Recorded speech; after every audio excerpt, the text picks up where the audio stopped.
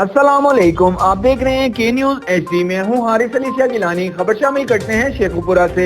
शेखुपुरा से हमारे bureau chief Tahir Khan की रिपोर्ट के मुताबिक पाकिस्तान तहरीक इंसाफ की जानिब से बल्दियाती इंतखाबात के हवाले से कारकुनों की मीटिंग शुरू हो चुकी हैं। राशिद मुनीर एडवोकेट की रिहाइशगाह पर कारकुनों से गुफ्तगू करते हुए सूबाई वजीर मियां खालिद महमूद का कहना था कि पाकिस्तान तहरीक इंसाफ बल्दियाती इंतखाबात में नुमाया कामयाबी हासिल करेगी।